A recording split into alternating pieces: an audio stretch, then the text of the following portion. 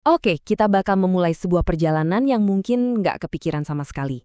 Kita akan coba hubungkan sesuatu yang biasa ada di dapur kita dengan keajaiban yang terjadi di tubuh kita loh setiap detiknya.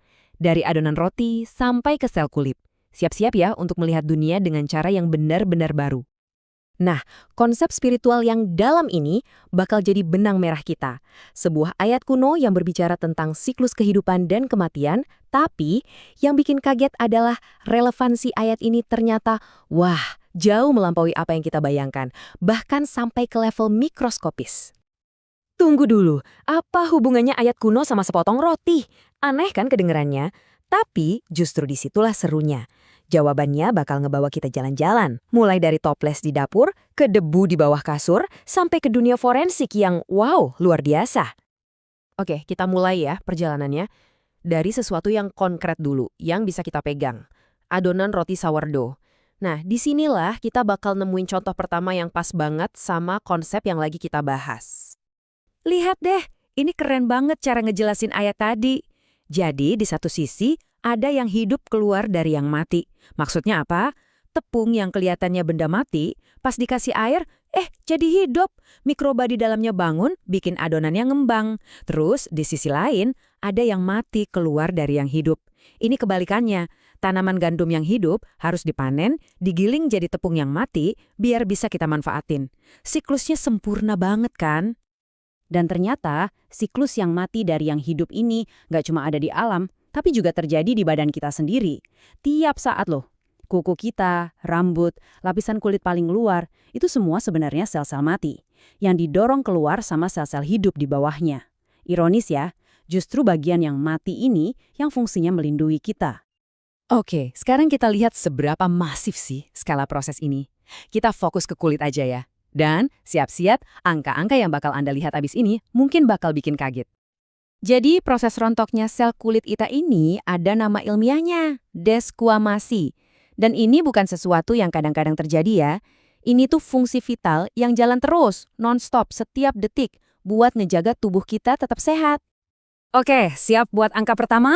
Setiap 1 menit Anda dan saya itu ngelepasin sekitar 30.000 sampai 40.000 sel kulit mati.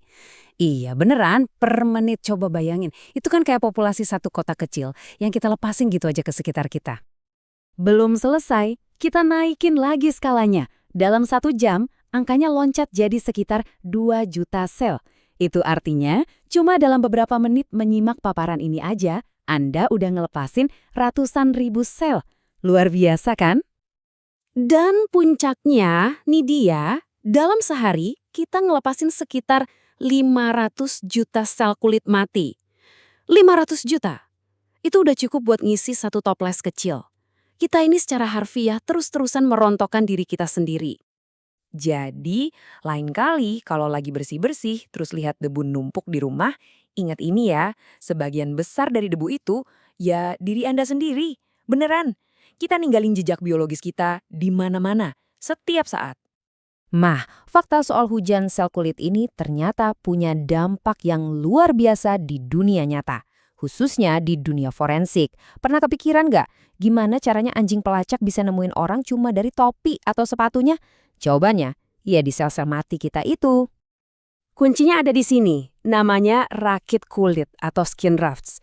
Jadi sel kulit mati kita itu kan enteng banget, jadi nggak langsung jatuh ke tanah. Malah sel-sel ini melayang-layang di sekitar kita, ke bawah sama panas tubuh dan ngebentuk semacam awan partikel yang nggak kelihatan. Intinya, kita semua ini jalan-jalan sambil bawa awan pribadi masing-masing. Dan awan pribadi ini punya bau. Ada bakteri unik di kulit kita yang makan sel-sel mati ini, dan proses itu ngasilin aroma khas. Nah, karena komposisi bakteri tiap orang itu beda-beda, ini jadi kayak sidik jari bau yang unik. Inilah jejak yang bisa dicium sama hidung anjing pelacak yang super sensitif itu. Oke, sekarang kita coba sambungin semua penemuan ilmiah soal jejak tak terlihat ini ke sebuah praktik kebersihan kuno, yang ternyata setelah kita tahu sainsnya, jadi masuk akal banget. Ini adalah anjuran yang udah dipraktikan lebih dari 1.400 tahun. Sebuah tindakan yang kelihatannya simpel banget, tapi ternyata dasar ilmiahnya kuat banget. Tapi, kenapa harus tempat tidur? Kenapa spesifik banget? Ya karena di sanalah kita rebahan, 6-8 jam tiap hari. Tempat tidur itu jadi titik kumpul utama buat 500 juta sel kulit mati yang rontok tiap hari.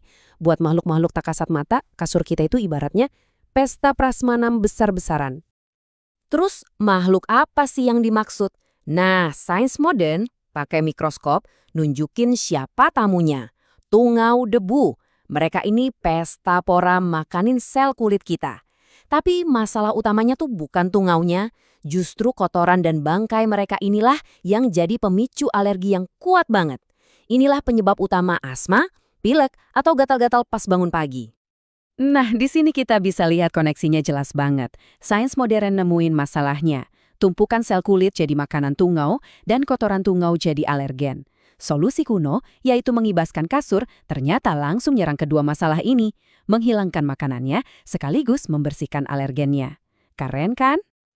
Wow, kita udah jalan-jalan jauh ya. Dari roti sourdough ke sel kulit kita, sampai ke tungau di tempat tidur. Sekarang, yuk kita tarik benang merah dari semua ini buat lihat gambaran besarnya. Dan inilah intinya, sains dan iman itu ternyata bukan musuh. Mereka itu kayak dua lensa berbeda buat ngelihat satu realitas yang sama. Sains itu dengan kerennya ngejelasin bagaimana sesuatu bekerja, mekanisme sel rontok, cara kerja tungau, dan sebagainya. Sementara iman ngasih kita kerangka buat bertanya siapa yang merancang ini semua dan mengapa ini ada. Keduanya itu saling melengkapi, bukan saling bertentangan. Sebagai penutup, coba deh kita renungkan ini. Setiap langkah kita itu meninggalkan jejak biologis yang nggak kelihatan, tapi bisa dilacak sama makhluk lain. Ini jadi pengingat yang kuat banget kan? Kalau jejak dari sel-sel mati kita aja begitu tercatat, lalu bagaimana dengan jejak dari perbuatan-perbuatan kita? Sebuah pertanyaan untuk kita bawa pulang.